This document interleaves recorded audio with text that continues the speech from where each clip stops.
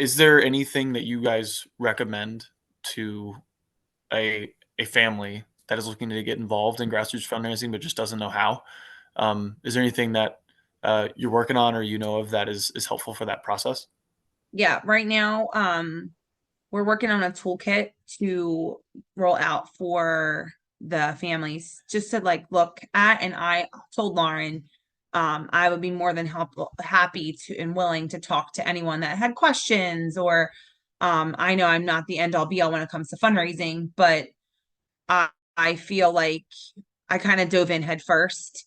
So I did tell Lauren that, we have a list of A to Z's, different options. I think it's really important and you and I have had this conversation before, Matt. It's really important for people to understand, like, you don't have to do the 5K. Like, you don't have to go crazy and go above and beyond. You can do a basket auction, you could do a bake sale. There are plenty of other options that you have to do that are not going to be extremely stressful or extremely time consuming. And they're still just as rewarding. They're still going to get you to the conference. They're still going to, you have the same end game. And I forget who I was talking to. They were like, "Oh, well, we only raised like $2,000." I was like, "Yeah, but that's still $2,000, you know." And I think that taking the pressure off of yourself, um, like, well, I could never raise $30,000, or I just think that it's important to realize that you can do it, and you don't have to make doesn't have to be a spectacle or a production. Um, and yeah, so right now we're working on there's a list of different fundraising ideas.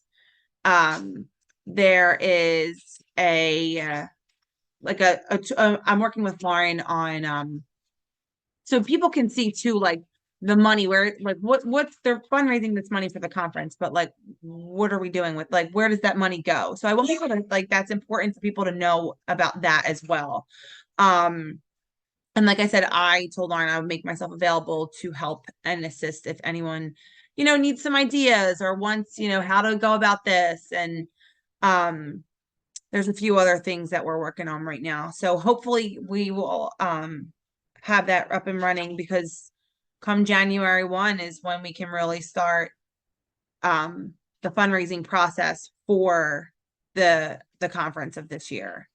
So I have a few ideas on my end um that I want to put out there, and so there will be a toolkit available to those that need or that want, to learn a little bit more information or need some, have some we'll have some Q&As and some, almost like a step, like a pipeline of what to do, who to contact, where to go. We set up an email account for me for fundraising, just so if anyone has any questions, they go directly to me. And yeah, I think that's it. It'll be nice for those that want to get involved to have like a resource, someone like in their corner to help them out. Um, I'm sure it was like when you guys first got involved with News Outreach and had Kathy, it was nice to have the support, but there's a lot that you have to learn on your own the first time when you're getting involved with it. But I think I totally agree with you. I think to get started, all you just have to have is a willingness and dive in head first. There I are a think lot, that's go ahead. sorry, there are a lot more resources now than there were 6 years ago when we did this.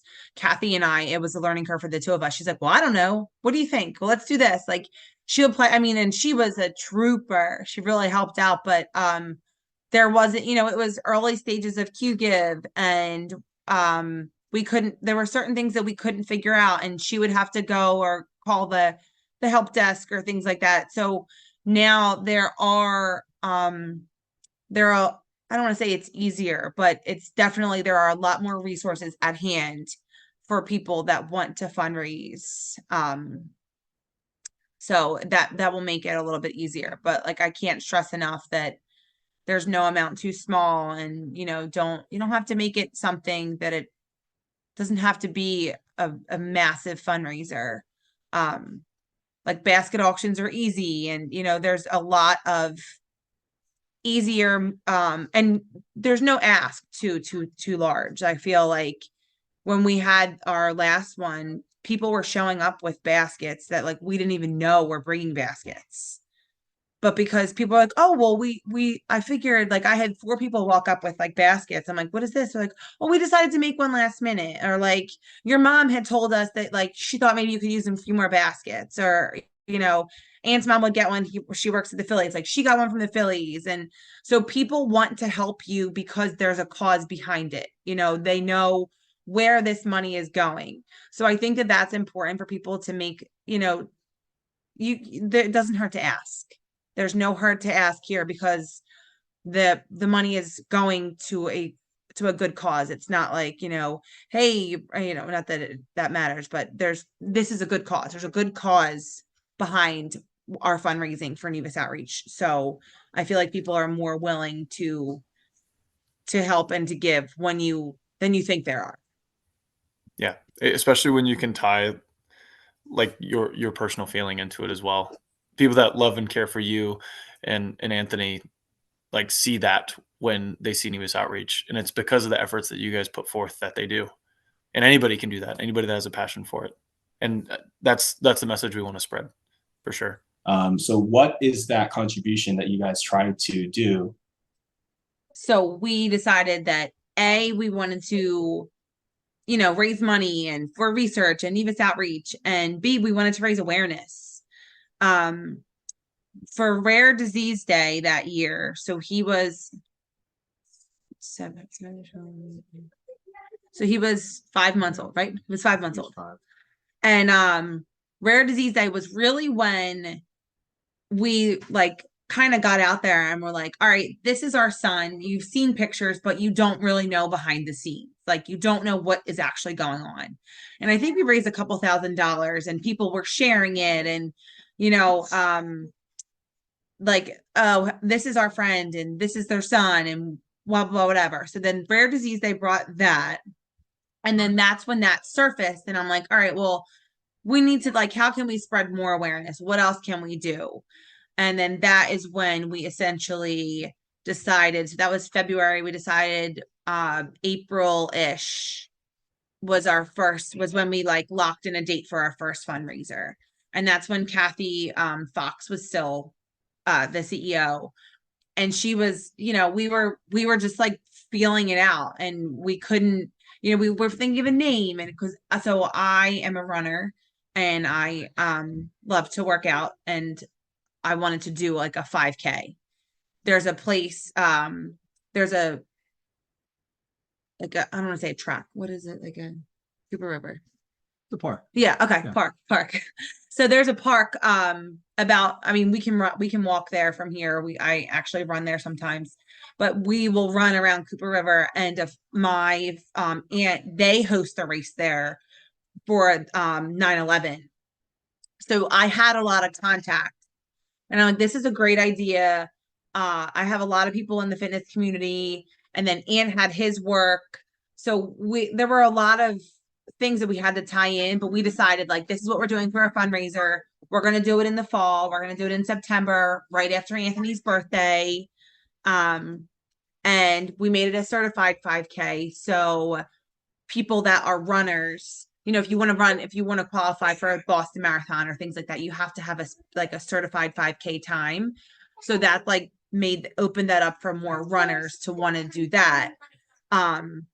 And our biggest, you know, we wanted to spread awareness, and fortunately we have a lot of connections. Like a friend of mine is a DJ, so he brought his DJ equipment and he set up his music, and you know, and there was a lot of planning. I felt like we were learning as we go. Like, all right, you need to find sponsors. Anthony's work was a sponsor. My gym was a sponsor.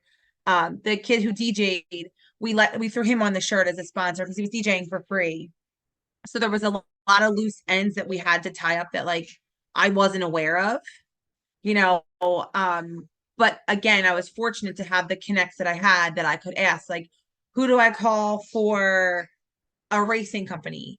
How do, you know, there's all these different things. So like we went from like 0 to 1,000. Like we're gonna do a fundraiser and we're gonna do it bonkers. Like, so we did the dine and donate. And then we did the race on Sunday. And then after the race, we had like an after party back at the bar, and we had a basket auction. So then that brought in more money. So I think essentially like it was what, 22,000? For sure. Yeah. Probably, yeah. I think it was around $22,000 we ended up raising our first year. So then, we were like, all right, we have to do this again. And then because we had that baseline of all the things that we needed to do, we knew what we had to do, and we knew what we had to do differently.